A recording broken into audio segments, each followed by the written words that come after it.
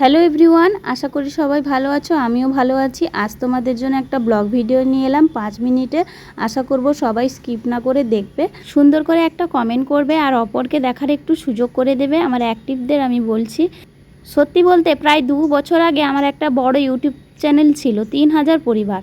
তো 3000 পরিবারে আমি বড় বড় ব্লগ ভিডিও এডিট করে দিতাম। ভিডিও সম্পর্কে তোমাদের দাদাভাই ভিডিও বলো, ভিডিও এডিট বলো, এর সম্পর্কে তোমাদের দাদাভাইয়ের কোনোই ধারণা ছিল না। তো সব কিছু আমিই করতাম। হঠাৎ করে আমার সেই 3000 পরিবারের চ্যানেলটা, জিমেলটা কি হয়ে গেল আমি বলতে পারলাম না। হ্যাকাররা বন্ধ করে দিল না নিয়ে নিল, আমি সেটাই বুঝতে পারিনি। হঠাৎ করে জিমেলটা বন্ধ হয়ে যাওয়ায় সেদিন থেকে আমার ভিডিও বানানোর ইচ্ছেটাই চলে গেল। সেদিন থেকে ইউটিউব চ্যানেল বন্ধই ছিল, জাস্ট শুধু শর্ট ভিডিও দিতাম। তো যাকে বাদ দাও, যেটা হয়ে গেছে হয়ে গেছে। আমি চেষ্টা করব ফেসবুকে কিছু ব্লগ ভিডিও দেওয়ার। তোমরা একটু পাশে থেকো বন্ধুরা। তুই পড়বি? হয় তুই পড়বি? তুই পড়বি? হয় তুই পড়বি? এদিকে রাখা। তুই পড়বি? স্কুলে যাবি?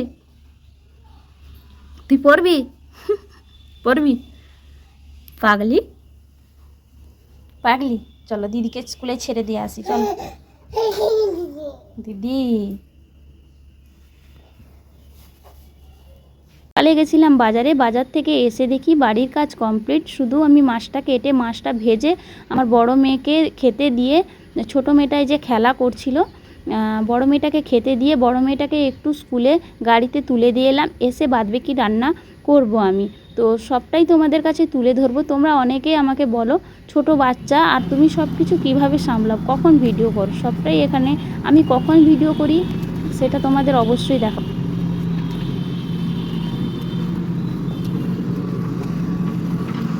আমার হাতে ব্যাগটা দিয়ে মহারানী চলল বোনকে নিয়ে।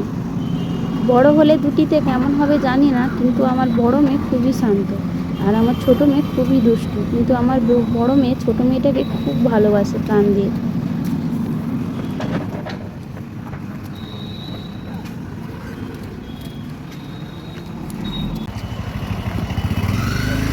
দাদা,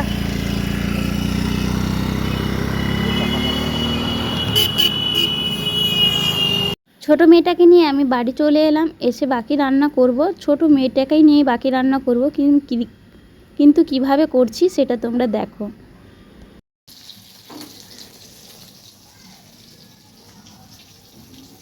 এদিকে তাকা, তুই ওদিকে গিয়ে কি করছিস? পড়ে যাবি, এদিকে পালিয়ে আয়। চল এদিকে পালিয়ে আসো, আস্তে আস্তে আস্তে আস্তে।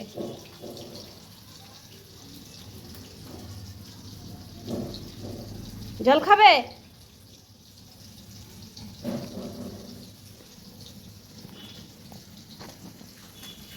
জল খেয়ে নাও, জল খেয়ে নাও, পড়ে যাবে।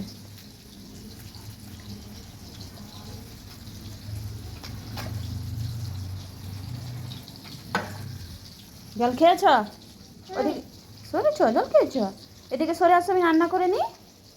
এদিকে পালিয়ে আসো। কোথায় যাবে? কোথায় যাবে তুমি? রান্না করতে দেয় না এক সময়। তো এখন একটু শান্ত আছে বলে ওকে খেলনা দিয়ে বারান্দায় বসিয়ে দিয়ে আমি রান্নার দিকটায় গেলাম। তো চলো, রান্না করতে করতে বাদ বাকি কথা আমি তোমাদের সাথে শেয়ার করব, ঠিক আছে? মাছটা ভেজে আমি এই যে তেঁতুল দিয়ে মাছের টক রান্না করব, আর একটা সব রকম মশলা দিয়ে, কাঁচা মশলা দিয়ে একটা ভাপা মতন রান্না করব। কারণ তোমাদের দাদাভাই আমার সাথে একটু বাড়ির কাজে হেল্প করে বলে, তার জন্য আমি সময়টা পাই। আর আমি সমস্ত কাজ সময় মেনটেন করে করতে ভালোবাসি, কারণ সময়ের মধ্যে কাজ করাটা খুবই ভালো। তার জন্য আমি সময়ের মধ্যে কখন কাজটা শেষ করব সেটাই চেষ্টা করি।